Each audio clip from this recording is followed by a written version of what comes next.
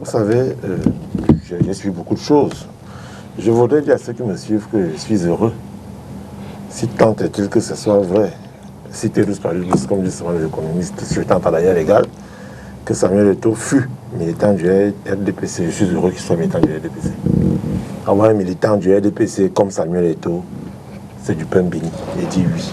S'il l'est, on a vu peut-être sa carte d'adhésion dans l'ordre national numéro 3. Là, il dit qu'ils ont beaucoup de militants là-bas pour moi. Il a parlé à son frère ambassade. Je suis heureux que Samuel Eto'o soit du RDPC. La deuxième chose que je vais lui dire, c'est qu'il peut traiter pour le biais de tous les mots qu'il veut. Il n'a jamais pas moins que c'est le président de la République. Et je ne rentrerai pas dans son jeu en taxant aussi Caroline Lévy, que moi je respecte beaucoup, qui est un jeune que moi j'admire. Il faudrait bien que nous, les jeunes, qui avons pris cette manière de dire les choses, que nous ne ferons plus la politique comme nos aînés, qu'on a aussi dans notre langage certaines manières de faire les choses.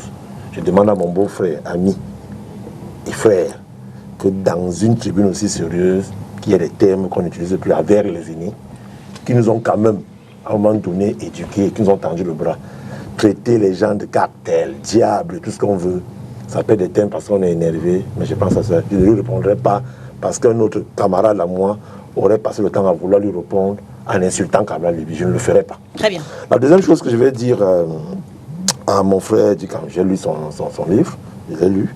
Déjà, je respecte le fait que quelqu'un ait, par la pensée, mis sur écrit les livres. Ça, c'est des choses qu'il faut respecter. Je lui ai toujours dit, lorsqu'il mettra de côté l'émotion, il pourra faire de très bonnes analyses claires. Parce que là, il peut dire des choses vraies, mais on a toujours l'impression qu'il est énervé contre Samuel Louba. Et je termine par vous répondre simplement. Madame, j'ai ri quand M. Rima dit, lorsqu'à Tangandji prend des actes, et que nous, acteurs politiques, les contestions, et que nous allons même au tribunal, et vous l'appelez à Tangandji a perdu des procès contre certains partis politiques aujourd'hui, je le dis contre le CPP, le cas voilà, Tangandji prenait l'acte en ce moment-là comme Minat, donc il représentait le gouvernement, pas l'État du Cameroun. Nous aussi, dans nos habitudes de langage, on a souvent choisi. C'est qui l'État du Cameroun? Samuel Eto'o défie l'État? Non, Samuel Eto'o ne défie pas l'État du Cameroun. Samuel Eto'o est représentant légal, tutélaire d'une fédération dont il est le président, et il obtient mandat de cette fédération à travers le COMEX et l'Assemblée générale, et celui qui connaît les articles là-bas, qui lui donne, qui lui confère le pouvoir de travailler. Ce n'est pas Samuel. Chaque fois que nous aurons à mettre Samuel Eto'o l'individu devant et moi le combi l'individu, on va perdre de vue. Le président de la Fédération camerounaise de football défie-t-il le gouvernement du Cameroun? L'avis de Charles Lizan. Non.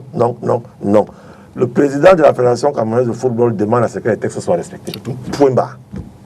C'est comme ça que je vous le dis, c'est la première fois que je prends la parole en public sur ce dossier. Je ne ferai pas le sabitou. Je ne ferai pas celui qui supporte. C'est tout simplement que les juristes nous ont mis dans un juridisme qu'on ne comprend pas. Les experts en sport qui aiment l'Africa Foot, bon, ils disent c'est Tinga, la Kate, qui aiment Tinga disent que tu as raison. Ceux qui aiment le ministère disent que c'est tous ces gens-là qui nous embrouillent. Donc en fait, le gouvernement camerounais n'a pas respecté les tests. Mais il est clair que la petite lecture que je vois des documents, c'est que j'ai lu hier, par exemple, que le fait que Marc Bis ait fait sa liste, par exemple, cette liste ne sera pas reconnue parce que c'est la fédération seule qui doit émettre les avis de convocation par trace écrite. Et même avant, si vous le permettez, M. Charles, le staff fait des propositions parce qu'il faut également examiner les fiches disciplinaires des uns et des autres, de ne pas se retrouver en train de convoquer des joueurs qui ne vous serviront à rien là. Donc c'est tout un processus et ça se fait au sein de la fédération. Moi qui veux suivre la double confrontation qui arrive, moi qui veux aller en Coupe du Monde, Mexique, Canada, tout ça, moi qui veux aller en Coupe d'Afrique du Maroc. Que devrait faire si le gouvernement camerounais n'a pas... C'est là que je vais terminer. Moi je ne vais pas rentrer dans ce... Moi je vais rentrer dans ce qu'on a de chez nous depuis sacré l'Africain. C'est mieux vaut qu'un mauvais arrangement qu'un bon procès.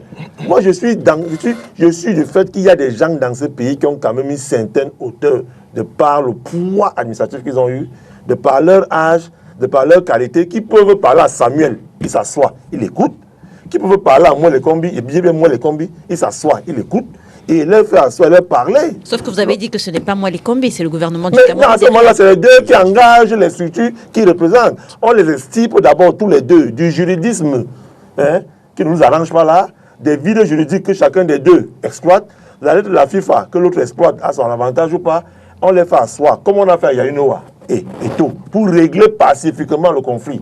Sur le corps sportif, il faut le dire, lorsque vous avez vu Yainoa et Samuel Eto'o se parler chez Grégoire Ona, ça n'a pas fait du bon mot au Camerounais. Bon, pour ceux qui sont normaux, hein, pour d'autres, ça ne les arrange pas. Quand les gens sont en paix, ça ne les arrange pas. Donc, moi, je souhaite que certaines personnes dans cette République qui ont la parole et qui parlent et que les gens écoutent, qui s'asseyent, prennent leur téléphone, appellent moins les combis. Mais rendu à ce stade, nous avons deux staffs qui devraient capituler. Le président de la Fédération camerounaise ou alors... Ça par rapport à l'équipe nationale. Oui, nous avons deux staffs techniques. Le staff qui ira jouer... Qui devrait capituler. Il n'y a pas à capituler. Les termes capituler suffit que l'autre baisse la garde et l'autre dit qu'il a gagné. C'est ça qu'il faut éviter. C'est-à-dire, moi je suis... Non. Dans les faits, il y a bien... J'ai lu un livre 11 fois, L'art de la guerre, Sun Tzu.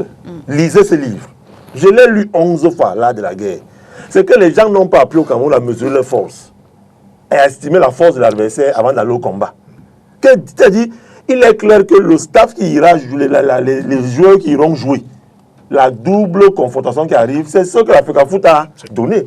À partir du moment où c'est eux qui iront jouer, ça veut dire qu'au niveau légal, ça veut dire ça comme on veut, c'est ce staff-là qui prévaut. Maintenant, pour que la sérénité revienne, parce qu'il n'y a pas que l'équipe qui va aller jouer, il y a tout un environnement autour de l'équipe qui voudrait qu'on soit un joueur, puisque c'est encore le seul aliment que tous les Camerounais de toutes les tribus, de tous les partis politiques, de tous les milieux de jeunes mangent encore ensemble, en se regardant en dansant. C'est le football. Que tout cet environnement-là comprenne qu'il s'agit de notre football. Donc, madame, à ce niveau-ci, il y a des termes que moi j'évite d'utiliser. Eto capitule, Molekombi capitule, et c'est ceux qui sont à côté là. Mais vous avez quand même dit que Samuel Eto'o se décrit le fait que le gouvernement camerounais n'ait pas respecté les textes. La loi. Le gouvernement camerounais est injusticiable comme je suis justiciable. J'ai envie de vous taquiner un tout petit peu en vous non, demandant si c'est la première fois que le gouvernement camerounais ne respecte pas les textes. Madame, je suis du RDPC et je dis, le RDPC n'est pas un nid d'ange. Il n'y a pas que les anges au RDPC. Il y a aussi les petits démons. La preuve, j'ai des camarades en prison qui ont volé, reconnus comme tels par la justice de mon pays. Ils sont mes camarades, je l'assume. Donc pour dire que ceux qui sont au ministère, il est clair que le RDPC étant le parti majoritaire au pouvoir, je comprends mon frère de la mienne qui estime que c'est le RDPC. Il est clair qu'ils ont mal depuis 2018 quand Eto'o a estimé que lui supporte pour le bien. Eto'o aurait dit Cabral qui serait content. Moi je le comprends, mais je dis... Et il faut donc, à ce niveau-là, ceux qui sont dans le RDPC, qui ont le pouvoir de parler aux deux camarades du RDPC en conflit, leur parle et que la paix revienne et que l'équipe nationale aille travailler sereinement et qu'on s'occupe des vrais problèmes. Et donc, on n'a plus à parler de MICEP, FECAFOOT.